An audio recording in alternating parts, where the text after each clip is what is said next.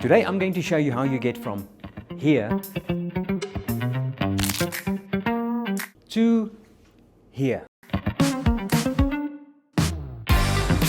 One of the first things I notice when someone walks into my clinic isn't how much weight they can lift. It's what happens when I ask them to stand up from a chair. And research shows us that a simple sit to stand test predicts our mortality.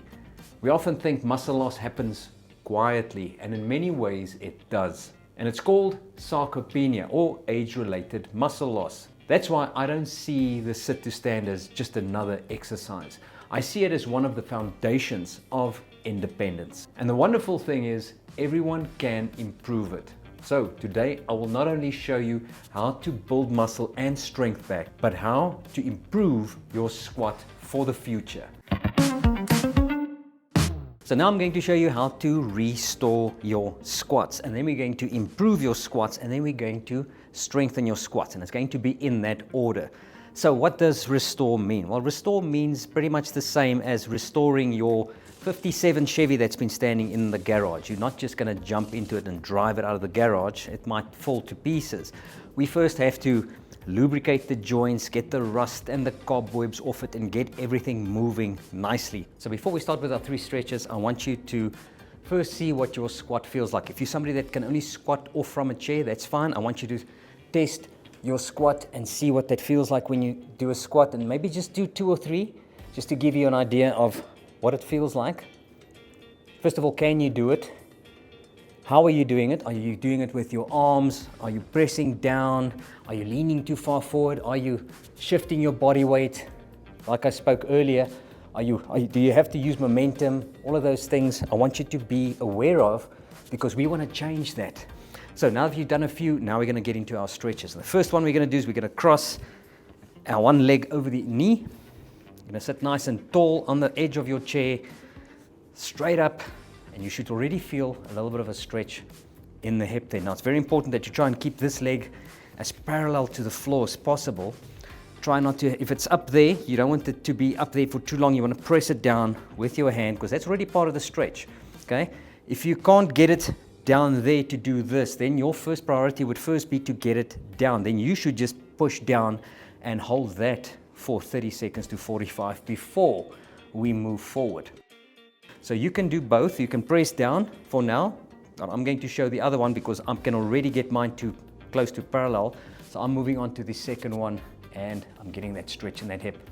You should still feel that stretch in that hip, but you might feel a deeper stretch into the adductors here, because that's where you might feel your restriction is these tight adductors on the inside. So if you push that knee down, you'll probably feel the stretch here before you feel it in the back there.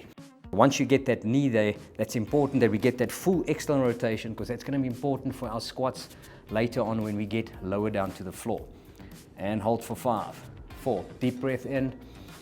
And as you breathe out, relax. And you can actually feel, as soon as you breathe out and you just let everything go, your nervous system just relaxes everything.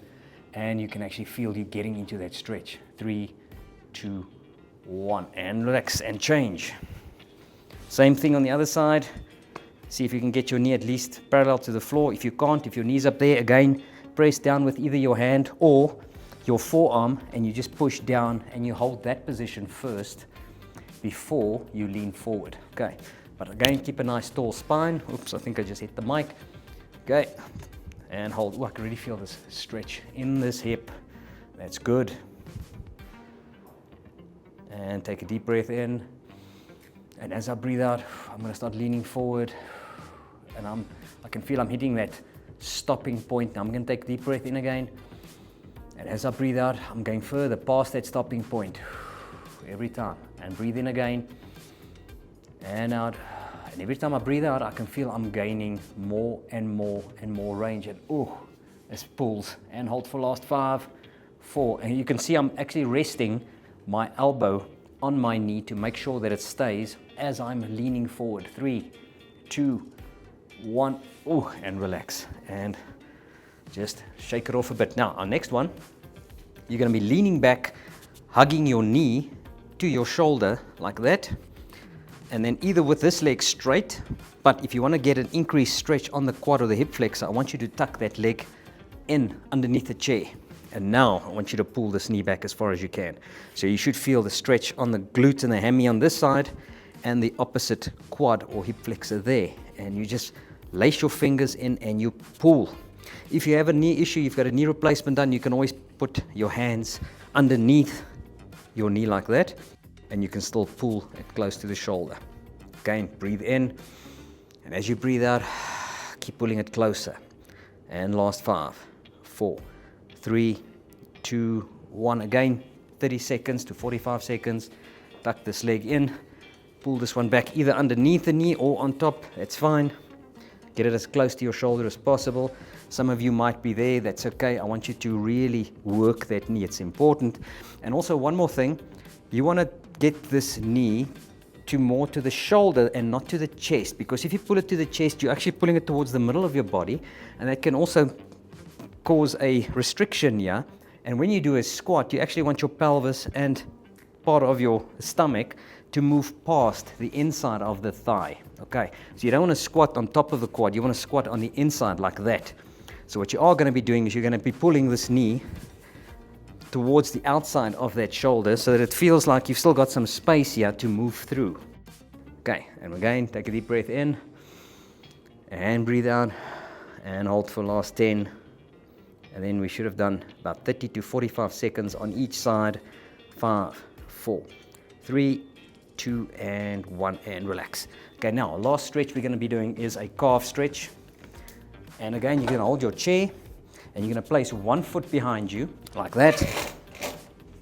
And you're going to keep that heel down, back leg straight, front leg you're going to bend, and you're just going to push your hips forward like that, trying to keep that heel flat on the floor. And you should feel a good stretch coming through the calf. And again, take a deep breath in. And as you breathe out, you're moving this hip a little bit more down so that you really feel that calf stretch. Always make sure your calf is straight and it doesn't turn out like that, because then you might lose the stretch. Okay, and hold for 10. And 5, 4, 3, 2, 1, and change other side. This one, I can already feel it's putting down in that calf straight away. I'm locking this knee out completely. And deep breath in and out. And last 5, 4, 3, 2, 1, and relax. Now you're going to sit back down again. Same position as before. This is now the after. We've done a little bit of intervention. Now we're going to see how your squat actually feels. Okay, we're just going to do another few. Now, if this was too much for you, if you felt that this is difficult doing it off the chair, then this is where you can stop after your first session. But if you feel that you can actually go lower down, maybe take the chair away and see now, how far can I go down? See if I can go a little bit further down past the chair. And if you can feel, okay, this actually feels good, okay? How does it feel is the question. Feels good, feels less restricted, and it feels a little bit easier. Maybe there's less discomfort in the joints, and I feel more balanced. I don't feel like I'm driving the car with the handbrake up. And that was almost like to improve your squat. So now you can sit down, focus on the technique more, because now we've opened up the structures, ankles, knees, and hips, and now you can actually do your sets.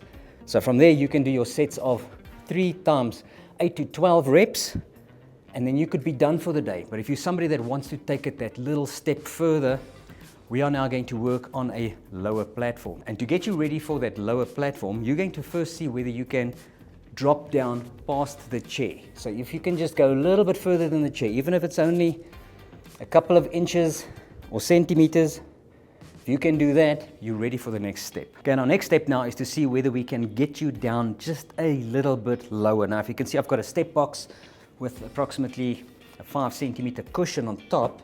And as we can see, it's only about 10-15 centimeters below. But if you feel that you need a little bit of an extra height, you can always put another cushion or 2 cushions on top of each other. If you have something like this at home, maybe a step box, or you can use 2 steps at home, which you can just boost with a pillow. And then the idea is to get down into this position a little bit lower and see if you can get up out of that position. Some of you, it might be difficult. For others, it might not be that challenging. Again, you're going to sit nice and tall. Feet are going to go a little bit wider out this time as well as your knees. You want your knees to go in the same direction as your toes. Nice tall chest, lean forward, tilting forward from the waist.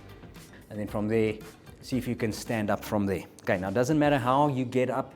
You might even use your hands. If you can use your hands to get up, that's okay. Okay, we first want to see what it feels like. Are you compensating yet with one hand or two hands? Okay, or you're getting something to pull yourself up, and you just feel again, what does that feel like?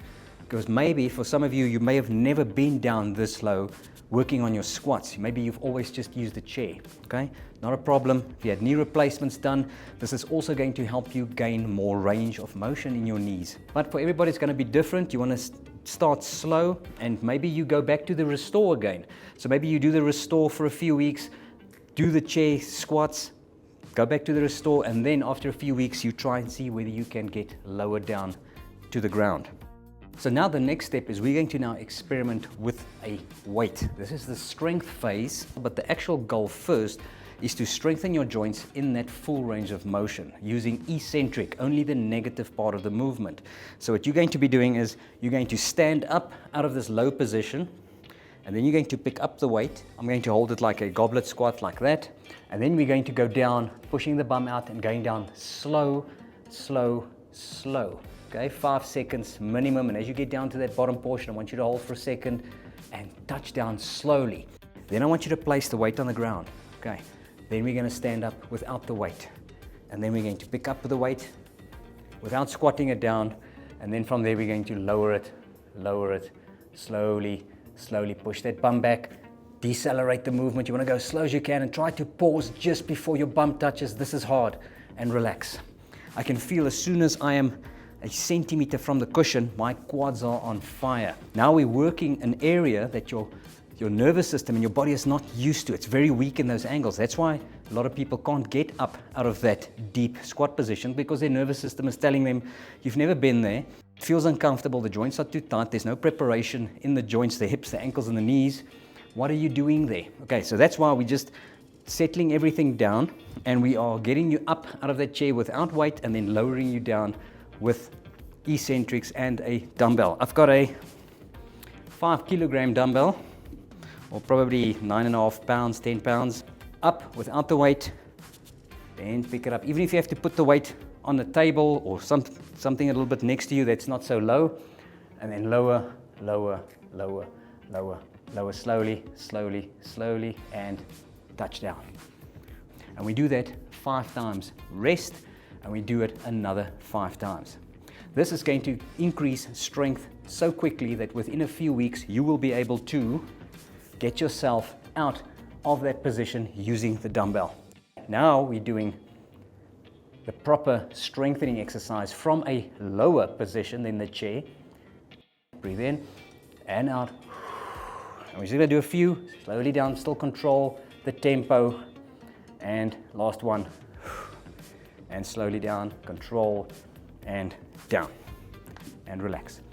And that is the process we're going to use. We first restore, and then we improve, and then we strengthen in that order, using eccentric strengthening first. After a few weeks, you will feel that your legs are so strong, you can get up out of that position, and you can start using your dumbbell or your kettlebell or any type of weights that you prefer doing. Then the beauty of this is, after a few weeks maybe, you might lose this now. And now we start the process again. Now you're sitting a little bit lower. Now you might feel, oh, I can't get up out of this position. That's okay. We start the process again. Up with your hands, pick up the dumbbell, same weight, slowly down. Work the same process from start to finish. Hold, slowly, slowly, slowly, touch down. Place the weight on the ground. Get yourself up whichever way you want. Pulling, pushing, that's okay.